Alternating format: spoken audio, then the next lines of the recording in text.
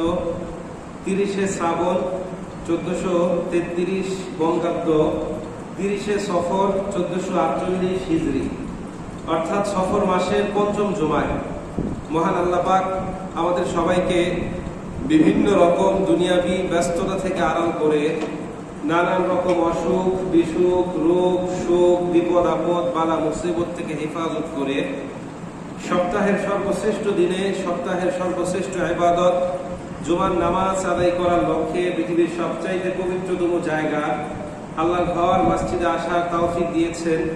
সেই জন্য অন্তরে অন্তঃস্থল থেকে সেই রবের দরবারে তারই শেখানো বাক্যে কালিমাতুশ শুকর আদায় করি আলহামদুলিল্লাহ। রব্বানা লাকাল হামদ হামদান কাসীরান তাইয়িবান মুবারাকান ফীহি। সকল প্রশংসা একজনের জন্য, তিনি কে? সম্মানিত উপস্থিতি, আজকে আমরা যে বিষয়ের উপর আলোচনা করব তার শিরোনাম হলো মুসলিম বিশ্বে পশ্চিমা সংস্কৃতির প্রভাব, আমাদের করণীয় এবং বর্জনীয়। সম্মানিত উপস্থিতি, রাসূল কারীম সাল্লাল্লাহু আলাইহি ওয়াসাল্লামকে আল্লাহ পাক রব্বুল আলামিন বিশ্ব মানবতার জন্য উসওয়াতুন হাসানা বা সর্বোত্তম আদর্শ হিসেবে প্রেরণ করেছেন। মানব জীবনের এমন কোনো দিক নাই যে ব্যাপারে রাসূল কারীম সাল্লাল্লাহু আলাইহি ওয়াসাল্লামের সুস্পষ্ট দিক নির্দেশনা পাওয়া যায় না। এক কথায় বলতে গেলে মানুষের ব্যক্তিগত জীবন থেকে শুরু করে আন্তর্জাতিক জীবন পর্যন্ত সকল ক্ষেত্রে সকল সমস্যার সুস্পষ্ট সমাধান তিনি দিয়ে গিয়েছেন। তার উপর নাজিলকৃত কোরআন যেমন আমাদের জন্য হেদায়েতের উৎস, ঠিক তদ্রূপ তার কথা, কাজ, আদেশ, নিষেধ এবং মৌন সমর্থন আমাদের জন্য এক চির দেদীপ্যমান আলোকবর্তিকা। মুসলিম উম্মার ধর্মীয় ও সামাজিক বিকাশের মৌলিক নীতি বা মৌলিক সূত্র হলো দুইটা, এক কোরআন, দুই হাদিস। এই দুইটার উপর ভিত্তি করেই মুসলিম শিক্ষা, সংস্কৃতি, উৎসব ও কর্মপদ্ধতি তৈরি করা হয়েছে। তো সংস্কৃতি শব্দটি মূলত মারাঠি ভাষা থেকে আগত, যার অর্থ কর্ষণ, হালচাষ, উৎকর্ষ সাধন, রীতি নীতি, কোনো জিনিসের দোষ ত্রুটি ময়লা আবর্জনা পরিষ্কার করে সেটাকে সঠিক করা।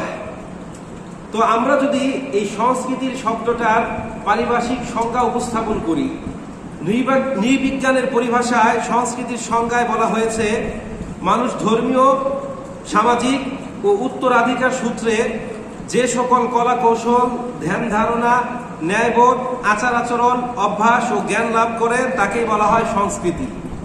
আবার আমরা এই সংস্কৃতি শব্দটাকে যদি ইংরেজি ভাষায় বিশ্লেষণ করি, তাহলে এই সংস্কৃতি শব্দের ইংরেজি ও প্রতিশব্দ হচ্ছে কালচার, যা লাতিন শব্দ কালার থেকে আগত।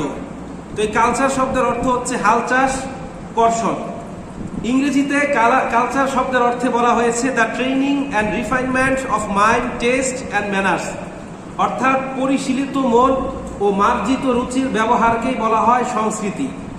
তো আপনাদের সামনে সংস্কৃতি শব্দের অর্থ বলা, এর সংজ্ঞা উপস্থাপন করা আমার উদ্দেশ্য নয়। তারপরও কেন বললাম, সংস্কৃতি জিনিসটা আসলে কি, এটার উৎস কি, সংস্কৃতি মানে কি বোঝায়, আমরা সংস্কৃতির নামে যা যা করছি তা কি আদৌ সংস্কৃতি নাকি অপসংস্কৃতি, সেটা বোঝানোর জন্য সংস্কৃতি মানে কি বোঝায় সেটা আপনাদের সামনে উপস্থাপন করলাম। সম্মানিত উপস্থিতি, 1991 সালে সোভিয়েত ইউনিয়নের পতনের পর পৃথিবীর একক পরাশক্তির ভূমিকা অবতীর্ণ হয় মার্কিন যুক্তরাষ্ট্র এবং তার মিত্র শক্তি ইংল্যান্ড ও ফ্রান্স।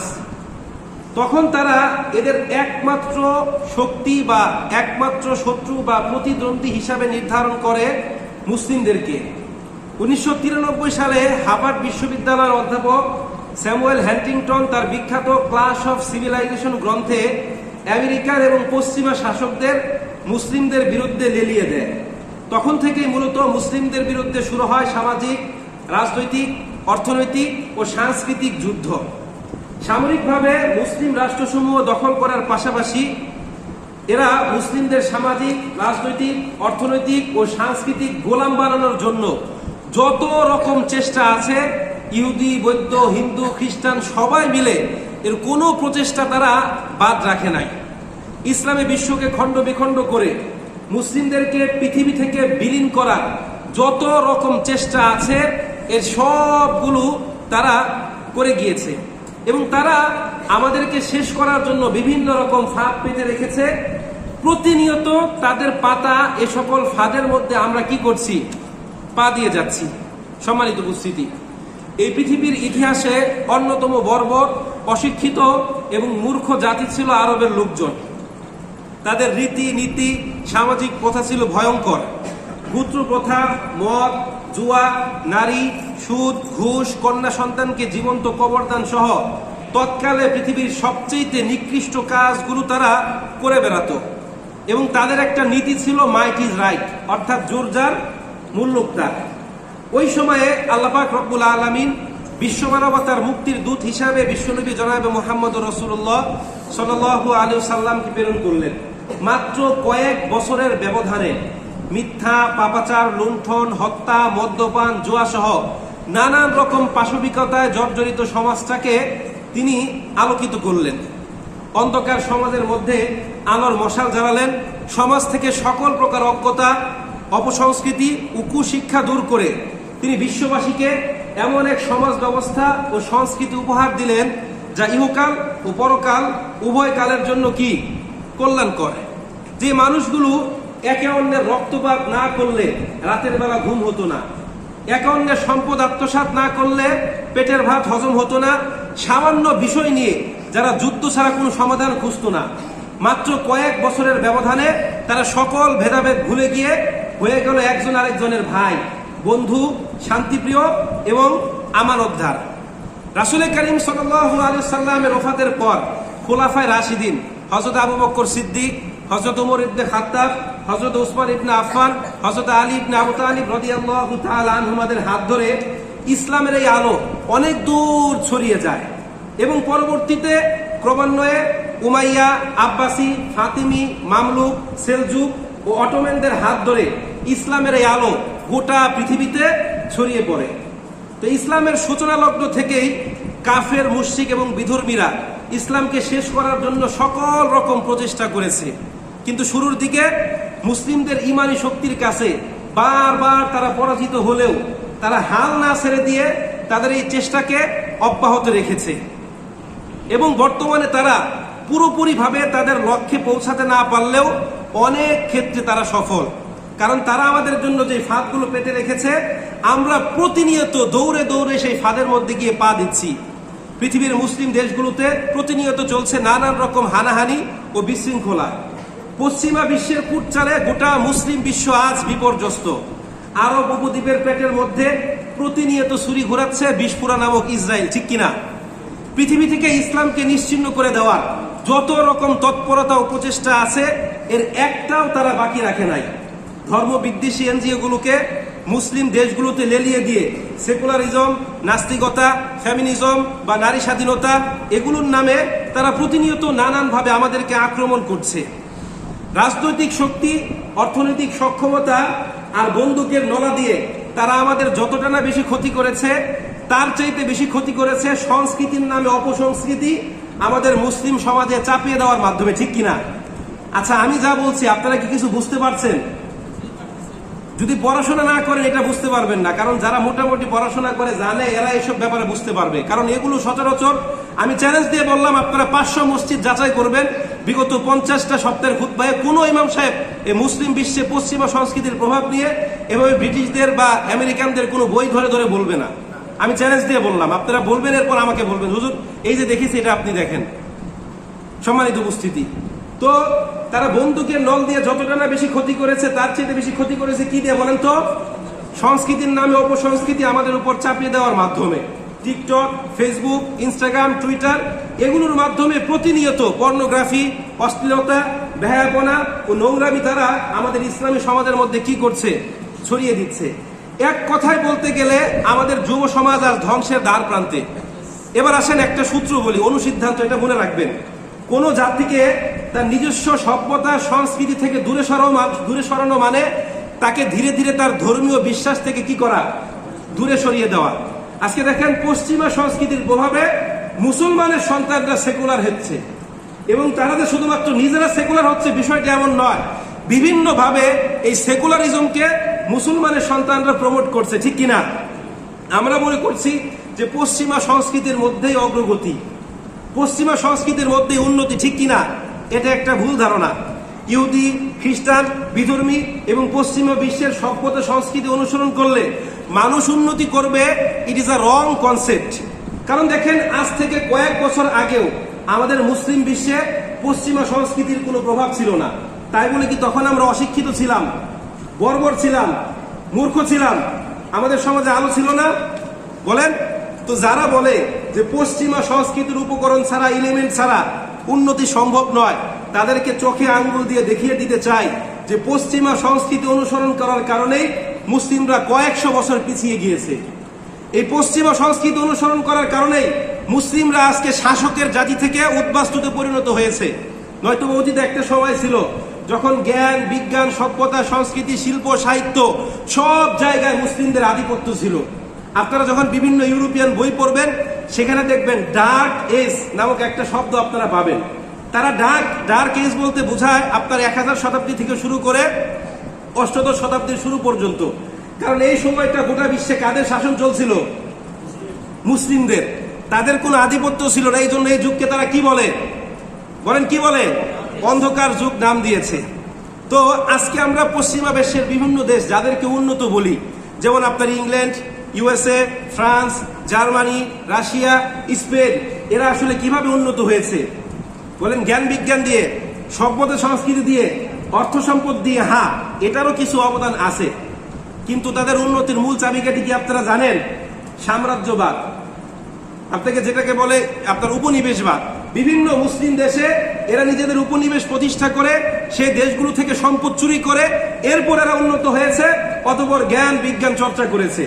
আজকে আপনারা ইংল্যান্ডকে উন্নত বলবেন, ব্রিটেনকে উন্নত বলবেন, কিভাবে এরা উন্নত হয়েছে? জ্ঞান বিজ্ঞান দিয়ে, 19 শতাব্দীর শিল্প বিপ্লব দিয়ে না। ভারত, পাকিস্তান, বাংলাদেশ, ইরান, সিরিয়া, এই এশিয়া মহাদেশের বিভিন্ন দেশগুলোকে শোষণ করে এদেশের সম্পদ চুরি করে এরা উন্নত হয়েছে, এরপর জ্ঞান বিজ্ঞান চর্চা করেছে। আপনারা নীলকরদের অত্যাচারের কথা ভুলে গিয়েছেন? ব্রিটিশরা কিভাবে আমাদেরকে শোষণ চালিয়েছে ভুলে গিয়েছেন? 1757 সালের 23শে জুন থেকে 1947 সাল পর্যন্ত 190 বছর তারা কিভাবে আমাদেরকে শোষণ করেছে আপনারা জানেন? একটু ইতিহাসটা পড়ে দেখবেন। আজকে আপনারা ফ্রান্সকে উন্নত বলবেন, তারা কিভাবে উন্নত হয়েছে? রুশ বিপ্লব দিয়ে, সাম্য, স্বাধীনতা, ভ্রাতৃত্ব দিয়ে। আরে না, আফ্রিকা মহাদেশের বিভিন্ন মুসলিম দেশগুলোতে আগ্রাসন চালিয়ে তাদেরকে শোষণ করে ওই কালো কালো মানুষদের মুখের ভাত কেড়ে নিয়ে এরপর এরা উন্নত হয়েছে, তারপর জ্ঞান বিজ্ঞান চর্চা করেছে। 16শো শতাব্দী থেকে শুরু করে 19 শতাব্দীর শুরু পর্যন্ত 300 বছর আফ্রিকার বিভিন্ন দেশে এরা আগ্রাসন চালিয়েছে। Mali, Guinea, Senegal, Ivory Coast, Mauritania, Morocco, Faso, Benin প্রজাতন্ত্র, চাদ, নাইজার সহ আফ্রিকার 24টা দেশে ফ্রান্সের উপনিবেশ ছিল। এবং এই দেশগুলোকে তারা এতটাই শোষণ করেছে, এই দেশগুলোতে তারা এতটাই আগ্রাসন চালিয়েছে যে আজ পর্যন্ত তারা মেরুদণ্ড সোজা করে দাঁড়াতে পারছে না। ইতিহাসের পাতায় ঘৃণার অক্ষরে লেখা হয়েছে আফ্রিকা ফ্রান্সের রান্নাঘর। ছোটবেলা যখন পড়েছিলাম তখন ভাবতাম মনে হয় ফ্রান্স আর আফ্রিকা পাশাপাশি, শোয়ার ঘরটা, বিশ্রাম কক্ষটা ফ্রান্সে আর রান্নাঘরটা আফ্রিকায়। যখন বড় হলাম তখন বুঝতে পারলাম। আপনারা বুঝতে পেরেছেন? আফ্রিকা ফ্রান্সের রান্নাঘর মানে কি? আফ্রিকা থেকে শুধু ফ্রান্স গিয়ে কি করে? খেয়ে আসে। কি করে? খেয়ে আসে। আজকে আপনারা রাশিয়াকে উন্নত বলবেন, কিভাবে উন্নত হয়েছে? রুশ বিপ্লবের ফলে? আরে না, মধ্য এশিয়ার বিভিন্ন দেশগুলোতে আগ্রাসন চালিয়ে শোষণ করে এরপর এরা উন্নত হয়েছে। আপনারা শুনলে অবাক হবেন, Kazakhstan, Uzbekistan, Kyrgyzstan, Turkmenistan, Azerbaijan, Afghanistan সহ মধ্য এশিয়ার বিভিন্ন দেশে এই সোভিয়েত ইউনিয়ন, যারা বর্তমানে রাশিয়া, তারা আগ্রাসন চালিয়েছে। কিন্তু আজকে তারা বলছে আমরা জ্ঞান বিজ্ঞান দিয়ে, ফেমিনিজম দিয়ে, সেকুলারিজম দিয়ে, ধর্ম নিরপেক্ষতার মাধ্যমে উন্নয়ন করেছি। তোমরা যদি তোমাদের ধর্মীয় বিশ্বাস বাদ দিয়ে এগুলো চালু করো তাহলে তোমরা উন্নত হবে। আজকে সত্যকে মিথ্যা দিয়ে আড়াল করা হচ্ছে। কেন? কারণ বড় বড় সব মিডিয়াগুলো তাদের নিয়ন্ত্রণে, ঠিক কিনা? সম্মানিত উপস্থিতি, এবার আসেন পার্থিব জীবনের সফলতার 6টা মূলনীতি আপনাদেরকে বলি। যারা এই 6টা মূলনীতি অনুসরণ করবে, দে উইল বি সাকসেস, তারাই সফল হবে। আমরা যদি পার্থিব জীবনের সফলতার কথা চিন্তা করি, আল্লাহ পাক রব্বুল আলামিন দুনিয়াকে একটা সিস্টেমের অধীন করে রেখেছে। যারা এই সিস্টেমকে অনুসরণ করবে তারাই দুনিয়াতে উন্নত হবে। এই 6টা মূলনীতির একটা হচ্ছে ভূমির পূর্ণাঙ্গ ব্যবহার। একটা নির্দিষ্ট সীমা রাখার মধ্যে যত আমাদের জমি থাকবে সবগুলোকে পরিপূর্ণ ব্যবহার করতে হবে, একটু জায়গাও ফাঁকা রাখা যাবে না। এখন বলেন তো আমাদের বাংলাদেশে কি ভূমির পূর্ণাঙ্গ ব্যবহার হচ্ছে? কারণ কি? কারণ কৃষকরা যোগ্য মর্যাদা পায় না, জিনিসের উপযুক্ত মূল্য তারা পায় না, এই জন্য মানুষ কৃষিকাজ বাদ দিয়ে শহরমুখী হচ্ছে। আচ্ছা বলেন তো ঢাকা শহরে কত মানুষ বসবাস করে? হ্যাঁ, বুঝি নাই, 3 কোটি। আজকে আমি দেখেছি 3.67 কোটি বা 3,67,00,000। তবে আমার কাছে মনে হয় এই সংখ্যাটা ভুল। আমার কাছে মনে হয় ঢাকা শহর এবং তার পাশে যে 2-3টা জেলা নারায়ণগঞ্জ, গাজীপুর এবং নরসিংদী, এই সবগুলো মিলে মনে হয় 6 কোটি মানুষ এই ঢাকার আশেপাশে বসবাস করে। আপনি যেখানেই যাবেন সেখানেই মানুষ, সন্ধ্যার পরে খিলকেটে যান এখানে মানুষ, হজ ক্যাম্পে যান এখানে মানুষ, আপনি গুলশানে যান এখানে মানুষ, যেখানে যাবেন সেখানে মানুষ আছে না নাই? আচ্ছা মানুষ গ্রাম ছেড়ে শহরমুখী হচ্ছে কেন? কারণ ওই যে কৃষিকাজের কি নাই, মূল্যায়ন নাই। এই জন্য মানুষ গ্রাম থেকে শহরে এসে কেউ রিক্সা চালাচ্ছে, কেউ বুট বেচছে, কেউ ঝালমুড়ি বিক্রি করছে, কেউ টিউশনি করছে, কেউ বিভিন্ন রকম কারবার করে খাচ্ছে, ঠিক কিনা? এই জন্য আমাদেরকে কি করতে হয়? প্রত্যেক বছর হিউজ অ্যামাউন্টের একটা রিজার্ভ দিয়ে বাহির থেকে খাদ্য আমদানি করতে হয়, ঠিক কিনা? আজকে যদি আমার দেশে খাদ্য আমদানি হতো যা আমাদের দরকার তাহলে কি এই রিজার্ভ গুলো বাইরে চলে যেত? আমাদের অর্থনৈতিক অবস্থা এত ভঙ্গুর হতো? সম্মানিত উপস্থিতি, 1 নাম্বার কি? ভূমির পূর্ণাঙ্গ ব্যবহার, মনে রাখবেন। 2 নাম্বার হচ্ছে মানুষ সময়কে যথাযথ মূল্যায়ন করবে। একটা রাষ্ট্রে যত মানুষ থাকে কেউ সময়ের অপব্যবহার করতে পারবে না, কিন্তু আমরা দেখি বাঙালিদের মতো এত বেশি সময় নষ্ট পৃথিবীর কোনো জাতি করে না। আমি গতকালকে একটা বাস দিয়ে এক জায়গায় যাওয়ার সময় দেখলাম কমসে কম 50 জন লোক সিটে বসা, এই 50 জনই মোবাইলে ফেসবুক চালাচ্ছে, স্ক্রল করছে। বাকি যারা দাঁড়িয়ে আছে তাদের মধ্যে কেউ কেউ কানে হেডফোন দিয়ে চালাচ্ছে, বাকিরা সুবিধার অভাবে চালাতে পারছে না। সুযোগ পেলে তারাও কি করতো? চিন্তা করে দেখেন কি পরিমাণ সময়কে আমরা অপচয় করি। বাড়িতে কিংবা গাড়িতে, মাঠে অথবা ঘাটে যেখানেই থাকি সেখানে একটা শয়তানের বাক্স আছে। এখন এটাতে যদি কেউ ভালো কিছু করে তাও মনে করি আয় হ্যাঁ হুজুর মোবাইল টিপছে। কারণ আমি প্রত্যেকদিন আসর থেকে মাগরিব পর্যন্ত আমার রুটিন, আমি পত্রিকা পড়বো, আমি মোবাইলে বসে বসে পত্রিকা পড়ি। এদিক দিয়ে যারা যায় তারাই তাকিয়ে থাকে, হুজুর এত মোবাইল টিপে কেন? মনে মনে হয়তো বা ভাবে, ঠিক কিনা? সম্মানিত উপস্থিতি, 3 নাম্বার হচ্ছে প্রত্যেকটা বিষয়ের জন্য এক্সপার্ট লাগবে বা গবেষক লাগবে। যে যেই কাজে দক্ষ তাকে দিয়ে সেই কাজ করাতে হবে। এমন যেন না হয় যে একজন এগ্রিকালচার ইউনিভার্সিটি থেকে গ্রাজুয়েশন কমপ্লিট করেছে, তাকে এনে আপনি কি করলেন? বাংলাদেশ পরমাণু শক্তি কমিশনের চেয়ারম্যান বানিয়ে দিলেন। একজন ইংলিশ লিটারেচার নিয়ে পড়াশোনা করেছে, তাকে আপনি কি করলেন? স্বাস্থ্য অধিদপ্তরের ডিজি বানিয়ে দিলেন। কিন্তু আমরা তো দেখি যে আমাদের বাংলাদেশে এটাই হচ্ছে, ঠিক কিনা? হচ্ছে না? এখন বলেন, যে ব্যক্তি কৃষি নিয়ে পড়াশোনা করেছে তাকে যদি আপনি পরমাণু শক্তি কমিশনের চেয়ারম্যান বানান, এই বেটা পড়াশোনা করেছে মাটি নিয়ে, সে পরমাণুর ব্যাপারে কি বুঝে বলেন? 4 নাম্বার স্থিতিশীলতা। অর্থনৈতিক, সামাজিক, রাজনৈতিক সকল বিষয়ে স্থিতিশীল পরিবেশ লাগবে। সকলের জন্য সমান আইন, যে অপরাধ করবে তারই কি করতে হবে? বিচার করতে হবে।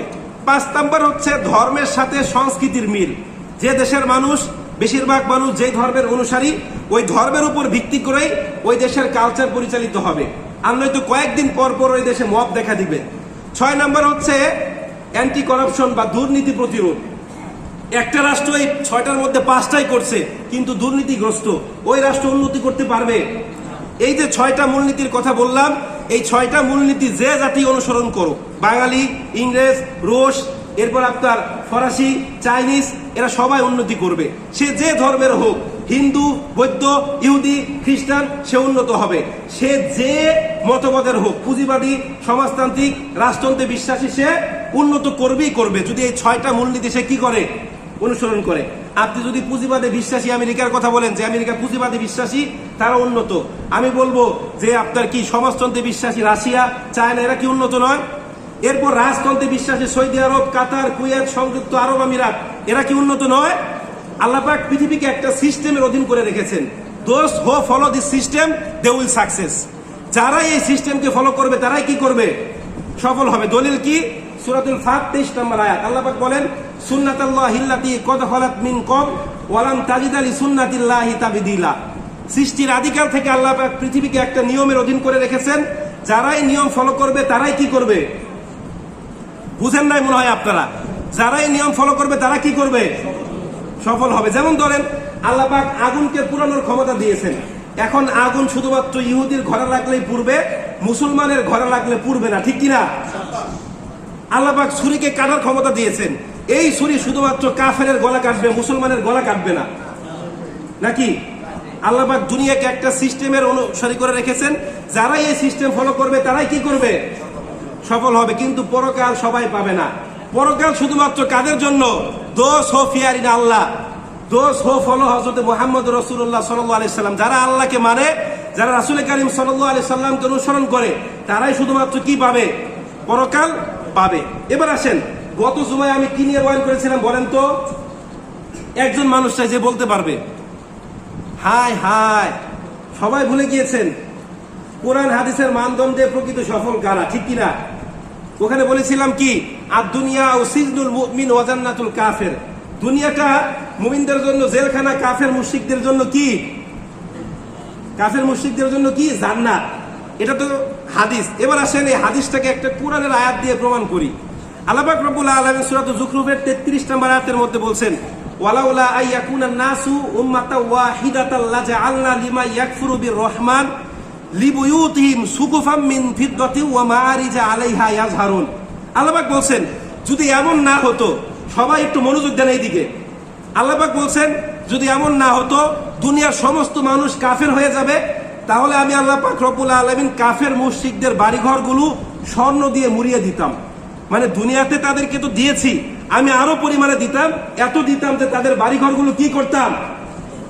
স্বর্ণ দিয়ে মুড়িয়ে দিতাম। এটা কথা কে বলছেন? এখন এমনিতেই কাফেরদের উন্নত জীবন দেখে মুসলমানের সন্তানরা কি করছে? অনেকে নিজেকে নাস্তিক দাবি করে বিভিন্ন উন্নত দেশে রাজনৈতিক আশ্রয় চায়। আছেন এরকম? বাইরে যাওয়ার জন্য কোনোভাবে ভিসা পাচ্ছে না, তখন নিজেকে নাস্তিক ঘোষণা করে রাজনৈতিক কি চায়? আশ্রয় চায়। আমেরিকা, কানাডা, রাশিয়া, চায়না, এগুলো দেশে যাওয়ার জন্য।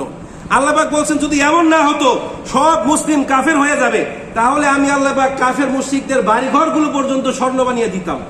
এমনিতেই তো আমরা বলছি হায় হায়, কাফেররা যেহেতু সফল, তার মানে তারাই সঠিক পথে আছে, ঠিক কিনা? আমরা এটা মনে করছি না? এখানে বসে না করবেন, কিন্তু বাস্তবতা এটাই। সম্মানিত উপস্থিতি, তো বলছিলাম আজকে মুসলিমদের সংস্কৃতি, ভ্রাতৃত্ব, ঈমান এবং আকীদা ধ্বংস করার জন্য বিধর্মীরা নানান রকম ষড়যন্ত্র করে যাচ্ছে। আজকে মুসলিম পরিবারে জন্মগ্রহণ করা তরুণ তরুণীদেরকে তারা ইসলাম থেকে দূরে সরানোর জন্য বিভিন্নভাবে সেকুলারিজমকে প্রমোট করছে। কারণ কি জানেন? দেখেন, একটা দেশের যুব সমাজ হচ্ছে সেই দেশের ভিত্তি, ভবিষ্যতের শক্তি। একটা জাতির উন্নতি এবং অগ্রগতির মূল চালিকা শক্তি হচ্ছে কি? যুব সমাজ। একটা দেশের যুব সমাজকে ধ্বংস করা মানে ওই দেশের ভবিষ্যৎকে অন্ধকারের মধ্যে কি করা? নিক্ষেপ করা। তারা আমাদের যুব সমাজকে ধ্বংস করার জন্য কয়েকটা ফাঁদ পেতে রেখেছে, এগুলো নিয়ে মোটা দাগে আলোচনা করব। এক নাম্বার হচ্ছে ড্রাগ এডিকশন বা মাদকাসক্ত। আমাদের দেশে মাদক আছে না নাই? কম না বেশি? বর্তমানে আমাদের দেশ বড় যেই কয়টা সমস্যার মধ্যে জর্জরিত, তার মধ্যে সবচাইতে বড় সমস্যা হচ্ছে ড্রাগ এডিকশন বা মাদকাসক্ত। এই মাদকাসক্তের সর্বগ্রাসী থাবা আমাদের যুব সমাজকে খামচে ধরেছে। শহর থেকে গ্রাম, স্কুল থেকে কলেজ, বিশ্ববিদ্যালয়, সব জায়গায় মাদকের সরাসরি আছে না নাই? প্রতিনিয়ত এর বিষাক্ত ছোবলে আক্রান্ত হচ্ছে অসংখ্য সম্ভাবনাময় জীবন। এছাড়াই মাদকের প্রভাবে ধর্ষণ, চুরি, হত্যা, মারামারি সহ নানান রকম অন্যায় সমাজের মধ্যে বাড়ছে না কমছে? সম্মানিত উপস্থিতি, ফেসবুকে, ইউটিউবে, টিভিতে প্রায় সময় আপনারা দেখবেন ছেলের হাতে বাবা খুন, মেয়ের হাতে মা খুন, ভাইয়ের হাতে বোন ধর্ষিতা। এরকম খবর আপনারা পড়েছেন? কিসের প্রভাবে? মাদকের। এই মাদকের টাকা জোগাড় করতে গিয়ে অনেকে চুরি করে, কেউ ছিনতাই করে, কেউ ঘরের জিনিস বাইরে বিক্রি করে, কেউ আবার নিজেকে নিজে অপহরণের নাটক সাজায়, ঠিক কিনা? সম্মানিত উপস্থিতি, এবার আসেন, আমাদের দেশে কি শুধুমাত্র ছেলেরাই মাদক গ্রহণ করে? এক গবেষণায় দেখা গিয়েছে মোট মাদকাসক্ত যারা, তাদের মধ্যে 16% নারী। কয় শতাংশ? 16%। এবার যদি আপনাদেরকে আমি জিজ্ঞাসাবাদ করি যে মাদকের হার আশঙ্কাজনক ভাবে বেড়ে যাওয়ার কারণ কি বলেন তো? বলেন, কারণ কি জানেন আপনারা? আপনারা যখন ফেসবুকে, গুগলে, ইউটিউবে সার্চ করবেন, সেখানে 5টা কারণ দেখায়। বলেন তো কয়টা কারণ? আপনারা কি সবাই খেয়াল দিয়ে শুনছেন? সবাই বলেন কয়টা কারণ? 5টা। 1 নাম্বার হচ্ছে মাদকের সহজলভ্যতা, 2 নাম্বার হচ্ছে সঙ্গ দোষ, 3 নাম্বার হচ্ছে সামাজিক ও পারিবারিক অবস্থা, 4 নাম্বার হচ্ছে হতাশা ও দুশ্চিন্তা, 5 নম্বর হচ্ছে কৌতূহল। ষষ্ঠ কারণটা তারা কোনো জায়গায় উল্লেখ করে না।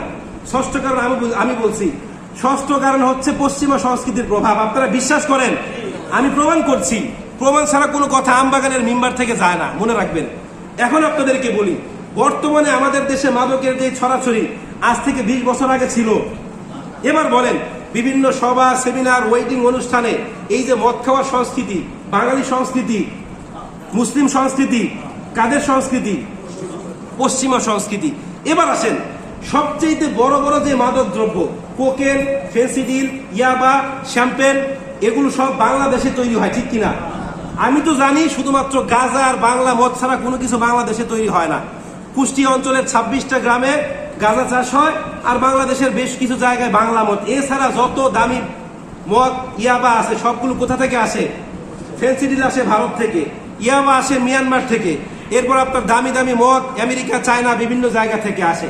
এখন যদি আমাদের দেশের বর্ডার সিলগালা করা হয়, এগুলো যদি দেশে প্রবেশ না করে, আমাদের ছেলে পেলে এগুলো খেতে পারবে? তাহলে মাদকাসক্তের 1 নম্বর কারণ কি? বুঝেন না কেউ? 1 নম্বর কারণ হচ্ছে পশ্চিমা সংস্কৃতির প্রভাব। 1 নম্বর কারণ কি? তারা আমাদের যুব সমাজকে ধ্বংস করার জন্য 2 নম্বর যে ফাঁদ পেতে রেখেছে সেটা হচ্ছে নারী স্বাধীনতা। পশ্চিমা সংস্কৃতির অন্যতম একটা ফাঁদ হচ্ছে নারী স্বাধীনতা। আজকে নারী স্বাধীনতা, নারী অধিকার, নারী পুরুষের সমান অধিকারের কথা বলে তারা মুসলমান নারীদেরকে বিভ্রান্ত করছে এবং ইসলামের বিরুদ্ধে লেলিয়ে দিচ্ছে। ইউটিউব, ফেসবুক, টুইটার, বিভিন্ন জায়গায় তারা নারীদেরকে পণ্য হিসাবে ব্যবহার করছে। যে কোনো একটা কোম্পানির একজন রিসেপশনিস্ট রাখবে, একজন সুন্দরী মেয়ে যাবে, একজন যোগ্য ছেলে যাবে, তারা কাকে নিয়োগ দিবে বলেন তো? মেয়েকে। কারণ মেয়ে মানুষ দিয়ে আকৃষ্ট করা যায়, ঠিক কিনা? সম্মানিত উপস্থিতি, তো দেখেন, আমার ভাবতে অবাক লাগে, ইসলাম পূর্ব যুগে যে নারীদের কোনো সোশ্যাল স্ট্যাটাস ছিল না, অর্থনৈতিক কোনো অধিকার ছিল না, বেঁচে থাকার কোনো অধিকার ছিল না, ইসলাম যে নারীকে সামাজিক মর্যাদা দিল, অর্থনৈতিক অধিকার দিল, আজকে সেই নারীরা মুসলিমদের বিরুদ্ধে আঙ্গুল তুলছে, ঠিক কিনা? তারা বলছে ইসলাম নাকি তাদেরকে গণ্ডির মধ্যে বন্দী করেছে। মানে হাতা কাটা টি শার্ট আর জিন্স প্যান্ট পরতে দিলেই আপনি স্বাধীন, এছাড়া আপনি পরাধীন, ঠিক কিনা? এগুলো পরলে আপনি স্বাধীন হয়ে গেলেন। এবার দেখেন নারীদের সম্পর্কে ইসলাম কি বলছে। দেখেন, নারী আমারও মা, আমারও বোন। কিন্তু ইসলাম কি বলছে? কিতাবে সহিহ বুখারী হাদিস নাম্বার 5096, হাদিসের বর্ণনাকারী হযরত উসামা বিন যায়েদ রাদিয়াল্লাহু তাআলা আনহু তিনি বলছেন, ক্বালা রাসূলুল্লাহ সাল্লাল্লাহু আলাইহি ওয়াসাল্লাম মা তারাকতু বাদা ফিতনাতা আদাররু আলা রিজালি মিনান নিসা। আমি আমার উম্মতের জন্য নারীদের চাইতে বড় কোনো ফিতনা রেখে গেলাম না। এখানে ফিতনা শব্দের অর্থ হচ্ছে পরীক্ষা। হুজুর থেকে শুরু করে খাজুর, শিক্ষিত থেকে শুরু করে মূর্খ, সবাই এই নারীদের ফাঁদে আটকা পড়ে, ঠিক কিনা? এই নারীর পরীক্ষায় যে উত্তীর্ণ সে সব জায়গায় উত্তীর্ণ, এখানে যে ব্যর্থ সে সব জায়গায় ব্যর্থ, ঠিক কিনা? সম্মানিত উপস্থিতি, 3 নাম্বার হচ্ছে পর্নোগ্রাফি। এই পর্নোগ্রাফি কি আমাদের সংস্কৃতি নাকি পশ্চিমা সংস্কৃতি বলেন তো? আজকে বাংলাদেশের জনগণ, বাংলাদেশের মুসলমানের সন্তানরা এই পর্নোগ্রাফিতে এডিক্টেড। এবং তারা যে শুধুমাত্র এডিক্টেড তা নয়, নিজেরা অনেকে স্বামী স্ত্রী পর্নোগ্রাফি বানাচ্ছে, এরকম আছে না নাই? সম্মানিত উপস্থিতি, 4 নাম্বার হচ্ছে ফ্রি মিক্সিং বা নারী পুরুষের অবাধ মেলামেশা। দেখেন, শেক্সপিয়রের একটা বইতে সম্ভবত পড়েছিলাম যে একজন ছেলে কখনো একজন মেয়ের বন্ধু হতে পারে না। এটা তো একজন বিধর্মীর উক্তি। এছাড়া দেখেন, আমরা যদি ধর্মীয় দিক দিয়ে বিশ্লেষণ করি, একজন ছেলে একজন মেয়ে, তাদের শারীরিক গঠন ভিন্ন, মন মানসিকতা ভিন্ন, স্বভাব চরিত্র ভিন্ন, চাহিদাও ভিন্ন, ঠিক কিনা? দুটাকে আল্লাহ পাক বিপরীত ধর্মী দুইটা অনুভূতি দিয়ে সৃষ্টি করেছেন। তাহলে একজন ছেলে কিভাবে একজন মেয়ের বন্ধু হতে পারে? এখন আমাদের যেই ছেলে পেলে বা মেয়ে, তাদের ছেলে বন্ধু আছে না নাই? আপনার যেই ছেলে, তার মেয়ে বন্ধু আছে না নাই? আমাদের সামনে আমাদের ছোট ভাই বা আমাদের কারো ছেলে বাসায় বসে মেয়ে বন্ধুর সঙ্গে ফোনে কথা বলে, আমরা সেটাকে স্বাভাবিকভাবে নিচ্ছি, ঠিক কিনা? বলেন, নিচ্ছি না? এটা কিসের প্রভাব? পশ্চিমা সংস্কৃতির প্রভাব, ঠিক কিনা? সম্মানিত উপস্থিতি, এরপর 5 নাম্বার যেই অপসংস্কৃতি তারা আমাদের উপর চাপিয়ে দিচ্ছে সেটা হচ্ছে পিতা মাতাকে অসম্মান। আপনি পশ্চিমা বিশ্বের বিভিন্ন দেশের লোকজনকে দেখবেন, তারা পিতা মাতাকে নাম ধরে ডাকে, আছে না নাই? এর একটা কারণ কি জানেন? আমাদের দেশের পিতা মাতা সন্তানদের যেই পরিমাণ ভালোবাসে, মায়া মহব্বত করে, তারা করে না। তারা একটা কুকুরকে যেই পরিমাণ কেয়ার করে সন্তানকে করে না। এর প্রমাণ কি জানেন? দেখবেন বিভিন্ন মার্কেটে যখন এই আপনার এই বিধর্মী বা বিদেশি মহিলারা মার্কেট করতে যায়, তখন কুলে রাখে একটা কুকুরের বাচ্চা আর ছেলেটাকে রাখে পুশিং চেয়ারের মধ্যে। দেখেছেন আপনারা? মানে আপনারা মনে হয় আকাশ থেকে বললেন, দেখেন নাই পুশিং চেয়ারের মধ্যে ছেলেকে বসে এভাবে ঠেলছে, আর কুত্তার বাচ্চা কিসের মধ্যে? কুলের মধ্যে। এখন এই সন্তান বড় হয়ে কি পিতা মাতাকে ভালোবাসবে বলেন? তো বলছিলাম দেখেন যে অর্থনৈতিক সক্ষমতা আর রাজনৈতিক শক্তি দিয়ে তারা আমাদের যতটা না বেশি ক্ষতি করেছে, বন্দুকের নল দিয়ে তারা আমাদের যতটা না বেশি ক্ষতি করেছে, তার চাইতে বেশি ক্ষতি করেছে কি দিয়ে বলেন তো? সংস্কৃতির নামে অপসংস্কৃতি আমাদের উপর চাপিয়ে দেওয়ার মাধ্যমে। এখন শুধুমাত্র আমাদের হুজুররা মসজিদের মিম্বারে বসে বলবে পহেলা বৈশাখ হারাম, ওইটা করা হারাম, অমুক অনুষ্ঠান হারাম, তুমুক অনুষ্ঠান হারাম। এই হারামের মধ্যেই সব শেষ, ঠিক কিনা? হ্যাঁ, আপনি যদি বাজার থেকে চিনি উঠিয়ে দিতে চান তাহলে একটা চিনির বিকল্প লাগবে কি লাগবে না? কারণ চিনি মানুষের খাওয়ার দরকার আছে না নাই? এখন ভাত আমাদের প্রধান খাদ্য, আমি যদি ভাতকে নিষিদ্ধ করতে চাই ভাতের বিপরীত লাগবে কি লাগবে না?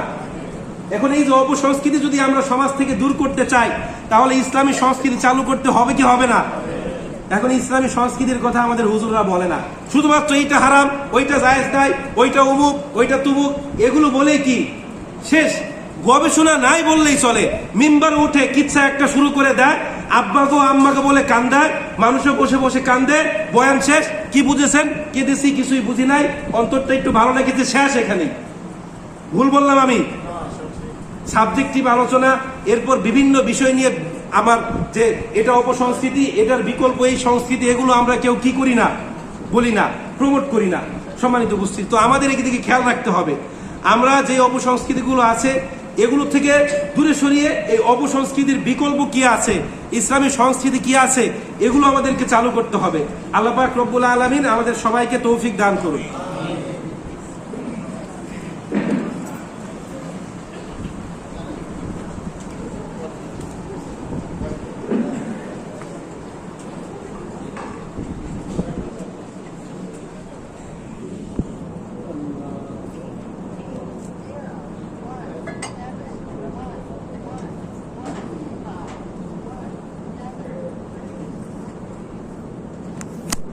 ঠিক আছে হুজুর।